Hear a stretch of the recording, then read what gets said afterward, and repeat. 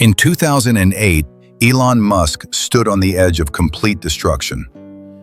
SpaceX had just watched its third rocket explode into the sky. Tesla was bleeding money, weeks away from bankruptcy. His personal fortune? Almost gone. His marriage? Falling apart. His friends begged him to save himself. Choose one company, Elon. Let the other one die. But here's what nobody understood about this man, and here's what you need to understand about breaking your own limits.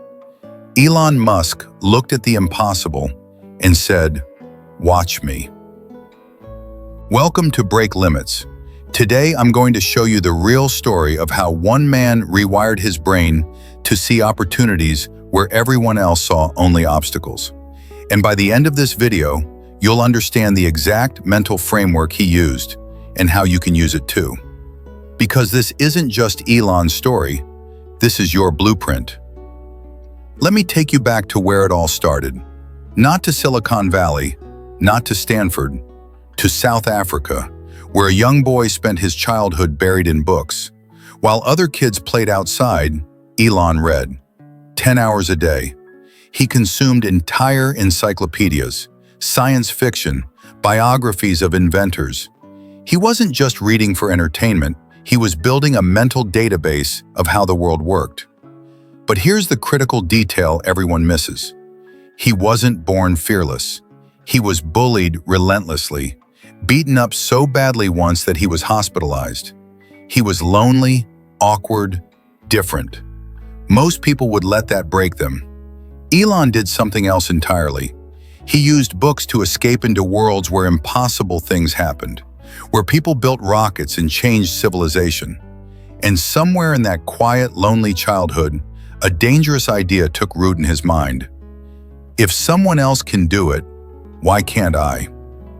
That question, that simple, rebellious question, became the operating system of his entire life.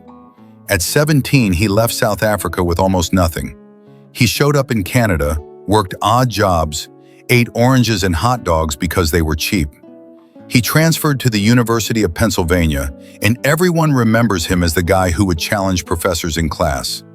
Not to be arrogant, but because he genuinely wanted to understand why things worked the way they did.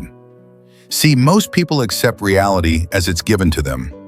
Elon questioned the fundamentals, and that made all the difference. 1995, the internet is emerging. Elon sees what most people don't. This isn't just a trend, it's a revolution.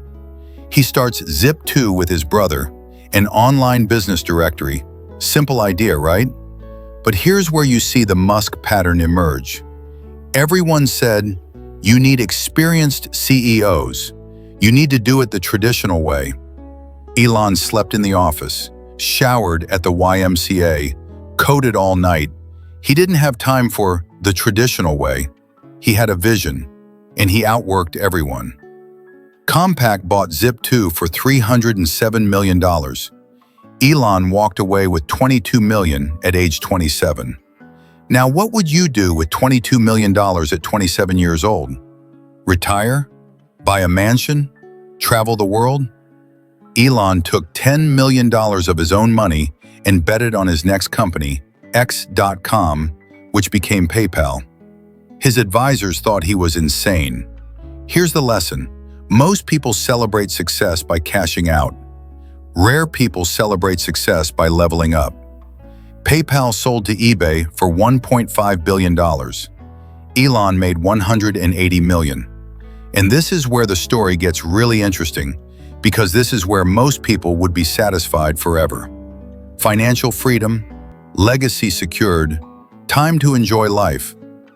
Elon did the opposite. He looked at his fortune and asked himself a different question. What are the biggest problems humanity faces? And what if I dedicated everything to solving them? 2002, Elon announces he's starting a rocket company. Not a software company, not another internet startup, a rocket company. The aerospace engineers laughed in his face. One literally told him, "You'll lose all your money." Elon's response? Then I'll have succeeded in losing all my money trying to advance humanity's access to space. Think about that mindset. He was willing to accept total financial ruin if it meant pushing humanity forward. SpaceX's first 3 launches failed. Each explosion cost tens of millions of dollars. After the 3rd failure, they had money for maybe one more attempt. Meanwhile, he founded Tesla in 2003. Everyone said electric cars were a joke.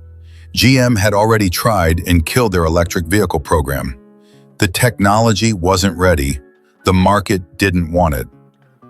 Elon said, "Then I'll create the market." But here's where it gets dark. Remember 2008? The financial crisis hit. Tesla was burning through money. SpaceX had 1 rocket left. Elon had invested nearly everything he had into both companies.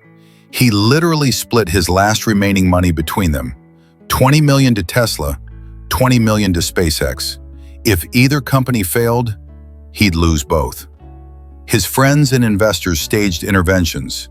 "Save yourself, Elon. Let one die." On Christmas Eve 2008, SpaceX was hours away from bankruptcy. Tesla was days away. His personal life was collapsing. And then, SpaceX's 4th launch succeeded. NASA called. They offered a $1.6 billion contract. Tesla secured last-minute funding. Both companies survived by the thinnest of margins. But here's what I need you to understand. Elon wasn't lucky. He created a situation where luck was his only option. He burned the ships behind him. Let me break down the actual mental framework that Elon uses, what he calls first principles thinking. Most people reason by analogy. They say, "That's the way it's always been done." Elon reasons from physics. He breaks things down to fundamental truths and rebuilds from there. When rocket companies said, "Rockets cost $65 million, Elon asked, "What are rockets made of? Aluminum, copper, carbon fiber? What do those materials cost on the commodity market?" Turns out rockets should cost maybe 2% of what companies were charging. The rest was inefficiency, tradition, and old thinking. So he built his own. And now SpaceX launches rockets for a fraction of the cost and lands them back on Earth to reuse them, something that was considered impossible. With Tesla, everyone said, "You can't compete with 100-year-old car companies." Elon said, "Who said I'm competing? I'm creating a completely new category." He didn't ask, "How do I make a better car?" He asked, "How do I accelerate the world's transition to sustainable energy?" Different question, different result. Here's what you need to take away. The quality of your life is determined by the quality of the questions you ask. Right now, you're facing something in your life. Maybe it's a business idea you're afraid to start. Maybe it's a career change that seems too risky. Maybe it's a dream that everyone tells you is unrealistic. And you're looking for permission. You're looking for proof. You're looking for a guarantee. Let me tell you what Elon would say. There are no guarantees. There's only commitment. When Elon started SpaceX, he gave himself a 10% chance of success. 10%. And he did it anyway. Why? Because he realized something profound. If something is important enough, you do it even if the odds are not in your favor.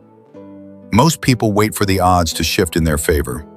Extraordinary people understand that they are the ones who shift the odds. You don't need permission from the world. You don't need permission from experts.